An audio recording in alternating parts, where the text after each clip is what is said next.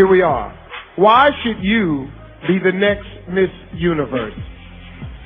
To be a Miss Universe is both an honor and a responsibility. If I were to be Miss Universe, I will use my voice to influence the youth, and I would raise awareness to certain causes like HIV awareness that is timely and relevant to my country, which is the Philippines. I want to show the world, the universe rather, that I am confidently beautiful with a heart. Thank you. Hello everyone, and welcome to my first Q&A video, which is hashtag AskGagita. So basically, syempre nagtanong ako sa mga friends and followers ko on Facebook and Twitter, and nakakita ko ng napakadaming tanong, pero hindi ko alam kung paano sila sasagutin. I have here 20 questions. So umpisahan natin. Question number 1. This is from Tata Process. How do you stay inspired as a performer? I stay inspired as a performer. Siguro yung dedication ko sa gusto ko. Kasi sa gusto ko yung ginagawa ko, hindi ko siya nakikita as trabaho. Nakikita ko siya as, fun, kakapera pa ako. So yung ginagawa mo, nagkakapera ka pa. So, diba? Second question is from mabasa. Second question is from Dane Emmanuel G.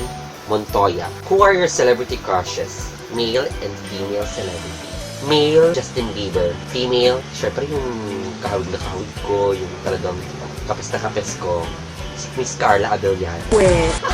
Third question is from Edgar Advin Colaparato. Pwede magtanong saan ba daan papunta sa amin? Simple lang. Maglakad ka pabalik para makarating ka sa pinanggalingan mo. Tapos, question number 4. This is from Ian Carlo Jimena. Kailan mo nalaman na marunong ka mag-makeup at mag-transform into other celebrities? I learned it through experience sa mga workmates ko at syempre dahil na rin sa mga shows na dumarating.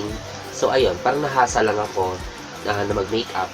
Nung time na parang na-curious ako na pwede palang iba-ibahin yung mukha. Ayun, nag-start na ako mag-makeup transformation at syempre dahil na rin sa practices, nahasa ako na mag-transform to other celebrities. Question number 5 is from Anne Marie Castro.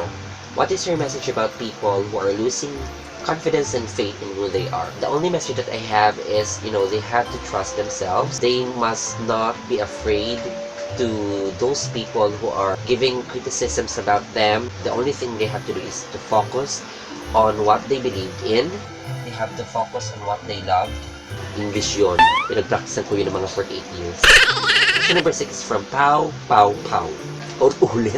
Kung hindi ka si Lady Gagita ngayon, ano sa tingin mo ang pinagkakaabalahan mo? Siguro pokpok ako ngayon. I'm still a student. I'm still struggling to find job. Kaya ng mga student na kakagraduate lang ngayon. And question number 7 is from Art Pop. Paano ka nag-come out? Hindi naman ako nag-come out kasi nung bata pa lang ako, napagising ko, bakla na ako. I just told my dad, this is who I am, bakla ako. Pero the only thing that crossed in my mind, sinabi talaga ng tatay ko na, okay lang maging bakla, huwag ka lang mag-cross-dress. So, hindi na ako nag-cross-dress. Question number 8 is from Ashley Gina Zahira. Reasons why you love Raymond Sabasa. Well, I believe that huwag yung mga ganyan tanong. Kinikilig ako. Wapo siya. Mukha siyang mayaman. Totoo siyang tao. Ayaw niyang maging corny. Like other relationships na meron pa mga tawagan ng mga babe. Cheer and bar na yan. Mga ganyan-ganyan. Corny na. Napaka-totoo niyang tao. Hardworking siya. At kahit kuripot siya, sorry baby, alam niya kung paano i-handle ang pera niya. Question number 9. If you will become the president of your country, what will be your top 3 priorities to make the country progressive? This is from Russell John Santiago. Aray, nose. Kailangan mo masugutin yan. Top 1 is pills. Top 2, patayin ng mga kriminal. Top 3, tupiin ang EDSA para wala ng traffic. Question number 10 is from Angel Aran Artus. If you will be trapped in an elevator with a very popular person, who would it be and why? Siguro alam niyo naman lahat yun. Si Lady Gaga. I would love to conversate with Lady Gaga para maisaulo ko lahat sa kanyang buhay ko. I'm a Little Monster Forever. Question number 11 is from Zion Tan II. Nahanap na ba ni Inang Lady Gaga ang number 1 sa typewriter? Siguro na misplaced lang yung number 1. Hanap na niya yun. Question number 12. This is from Ram Copones. Ariana Grande or Taylor Swift? And why? Si Ariana Grande, I love the prowess of her voice even though medyo ngawa si bakla. Kasi si Taylor Swift hindi ko naman kamukha, pinagpipilitan ko lang. Question number 13 is from Joseph Sorillo de la Peña Jr. How would you define yourself into a blind person? What makes you happy? The only thing that would make me happy is I'm alive. Binigyan ako ni God ng chance na mabuhay even though meron akong kapansanan. Question number 14 is from Amiel Macairan. Who are your inspiration?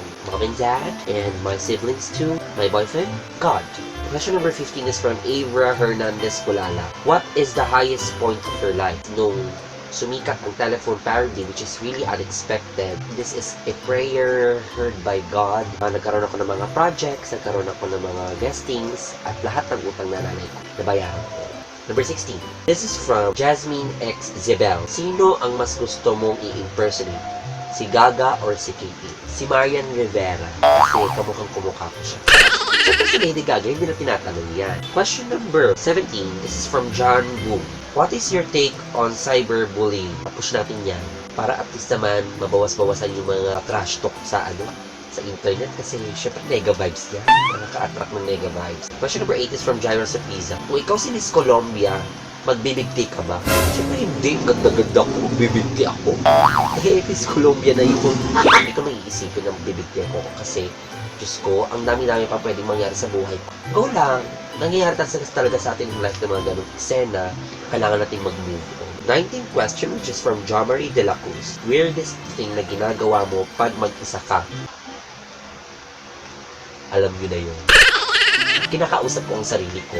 Pag isa lang ako, especially pag may hinahanap ako, tapos hindi ko makita. Minsan nga, naiisip ko na parang nababaliw na ba ako? Baliw ako. Last but not the least, this is from Lawrence Buke Kalagi. Are you pro Duterte? Why or why not? I have to answer yes with reservations kasi may mga law din siya na parang hindi ko gusto. For example, 2 a.m. dapat wala lang nightlife. I'm not used to it. Pero I'm a pro Duterte. I'm from Davao and alam ko kung paano siya mamalakad ng isang Davao City. Ayun lang. Next time, I'll be answering all of your questions. Just type in on the comment box, press like, and of course, subscribe to my channel. Isa pa pala, i-comment nyo kung sino ang gusto nyong makita sa next na #AskGagita video. So that is for today, and bye! At ang featured fan of the week ay si